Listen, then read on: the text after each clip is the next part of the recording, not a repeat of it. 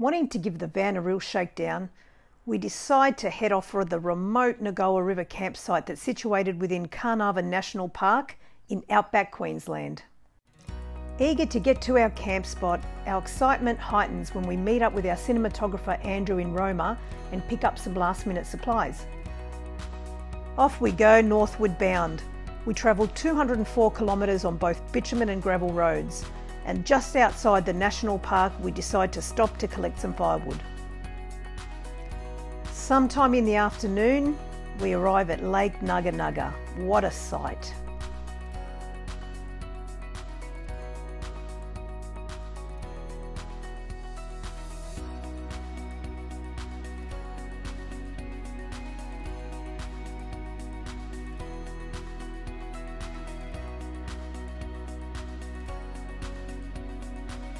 Here's an interesting fact.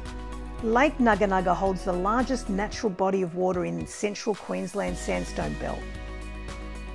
A bird lover's paradise, over 150 different bird species inhabit this otherwise arid landscape.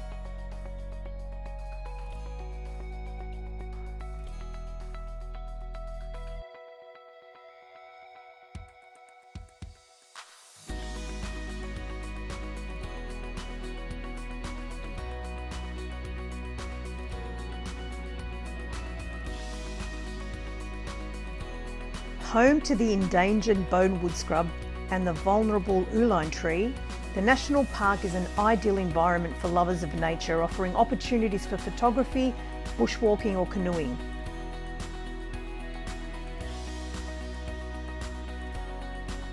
Fishing is also permitted in the park, except if you are unlucky to visit when the water has completely dried up. And it's happened. Dawn breaks. We huddle around an early morning fire, sip on coffee and look deep into nature and understand everything just a little better.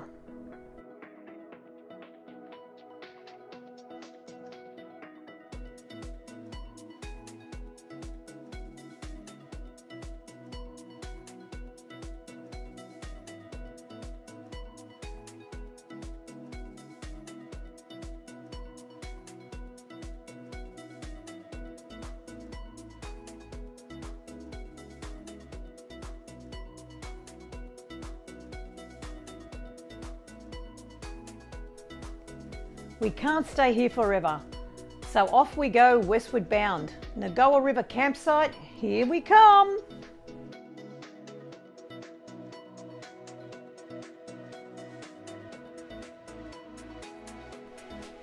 The Nuga River camping area is in the Salvator Rosa section of Carnarvon National Park. And Carnarvon National Park is located in central Queensland, about 300 kilometres west of Rockhampton and 600 kilometres northwest of Brisbane. We make our last stop in the town of Springshaw, we fill our tanks and pick up some last-minute supplies. We then drive 168 kilometres west along the Dawson Development Road to the Salvator Rosa turnoff and then head south 50 kilometres by Cungellala to the park's entrance. Alex reduces the tyre pressures to 30 psi and our Trakkadu handles a gem. The road is typical outback gravel with sandy patches and corrugation. Beware though, as roads can become impassable after heavy rain.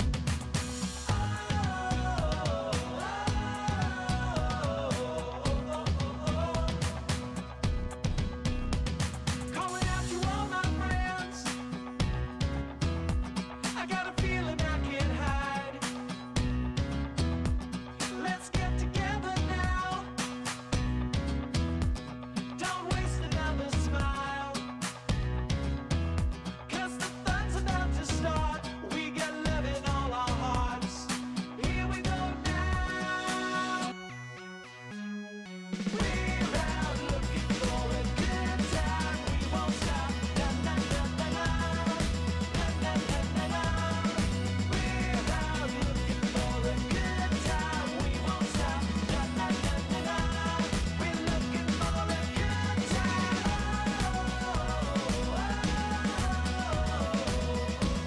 The scenery along the way is an outback oasis punctuated by sandstone cliffs and panoramic views.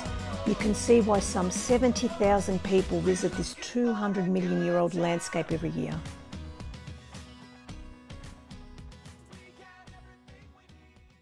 So we're down here at Carnarvon National Park at the Nuga River campsite. This is in the Salvator Rosa section, and it is remote, so you've got to bring plenty of water. Make sure you've got fuel, food. There are great toilet facilities here, which is great, and the campsites are absolutely fantastic.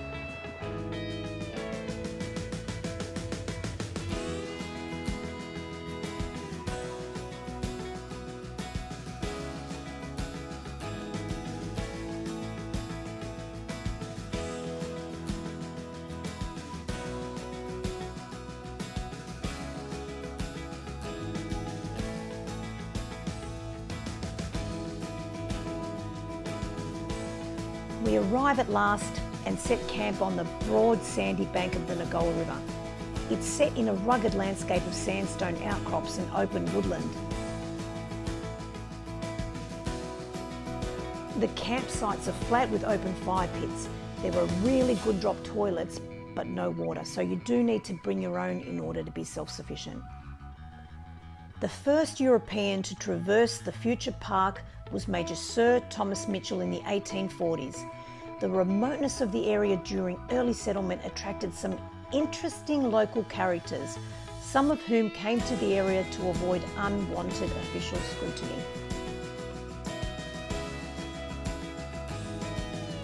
Camping in Australia would not be complete without a visit from the boxing kangaroo. Just past the campground, there is a river crossing that is four-wheel drive access only. Once across, there is about 10 kilometres of sand trail driving that lead to a lock gate. At this point, we reduce the tyre pressures to 25 psi and disengage our traction control system to meet with some of these conditions.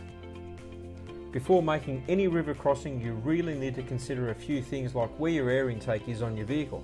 In our case, it's just under the front right wheel arch. This is important as you certainly do not want to suck any water into your engine through the air intake, otherwise your vehicle won't breathe and basically drown, potentially causing major mechanical failure. Knowing where the air intake is goes hand in hand with knowing the depth of the water. If you drive into water that is too deep, your vehicle could start to float and lose traction, and if this happens, you could potentially float off course and end up in all sorts of trouble. Another consideration is the flow of water. My rule of thumb is if you can't walk it, you probably can't drive it. And if you look at our 4motion, there's a lot of wall there for water to build up on. So this is definitely a consideration. Finally, what if something goes wrong? This is really important because planning for the worst case scenario can really make the difference between losing your vehicle and or much worse. For example, if you're travelling in a group, you might like to attach a snatch strap and have it ready to be given to your mates to bail you out. If you are travelling alone and you don't have a hand winch or other form of traction aid, like Max Trax or something else, and you're not 100% confident, then don't do it. To wrap it all up, I rely on a saying that my mate Vic Widman from Great Divide Tours uses on his four-wheel drive training courses, and that is, can I do it? Can my vehicle do it? And what if something goes wrong? But of course, once you've answered all these questions and you're ready to go, river crossings are awesome fun and can lead you to some of the most amazing places in Australia. So here we go. I'm making my way down to the river crossing. I'm in the lowest possible gear I can be in this vehicle, which is first gear. Easing myself in, and we're off. No problems. I'm creating a bit of a bow wave. No problem as we drive through. Yep, out we come, and we're off.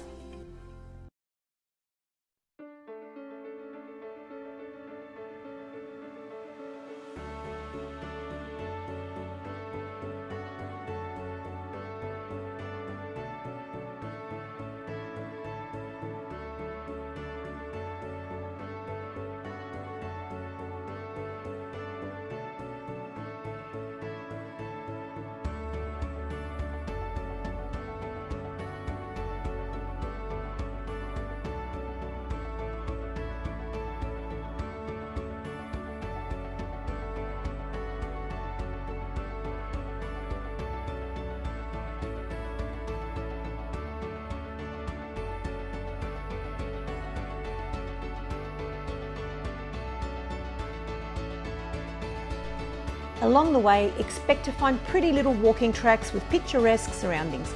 And if you want, you can even wade through the shallow waters of Louisa Creek.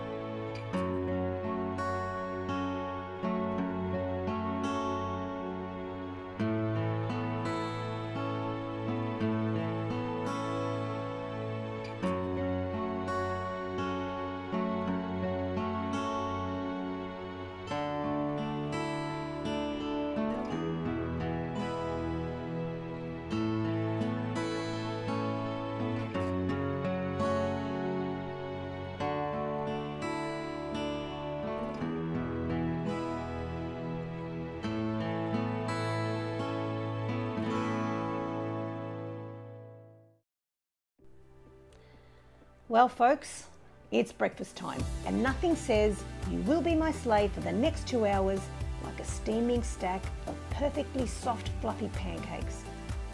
This should do the job. Making these pancakes was just as fun as eating them. In a large bowl I mixed 1 cup of organic spelt flour, 1 tablespoon of baking powder and 1/4 teaspoon of salt. I then whisked 1 cup of almond milk, 2 tablespoons of olive oil, 2 tablespoons of maple syrup and 1 teaspoon of vanilla extract. I poured the liquid mixture into the dry ingredients and folded everything through until I got a smooth consistency. I let the mixture rest for 5 minutes before starting the cook-up. I heat a lightly oiled frying pan over the medium heat and then scoop the batter into the frying pan. I use approximately 1/4 cup for each pancake and then I brown on both sides. I then serve them hot with maple syrup and our favourite fruit.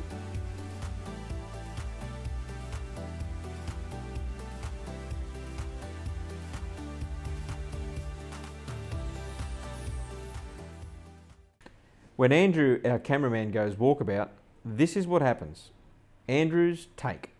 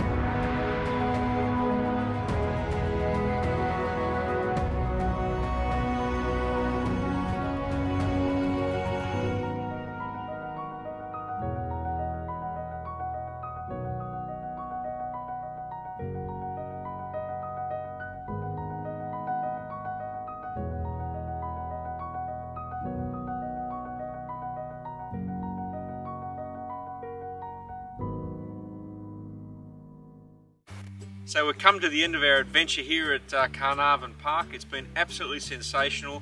The views are incredible. Well, what can I say, babe? I give it a thumbs up.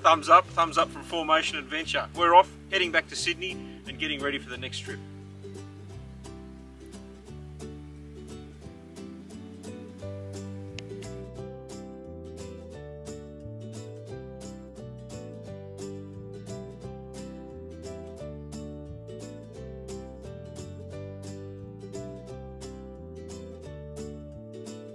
Why is it that us blokes always seem to be getting in trouble?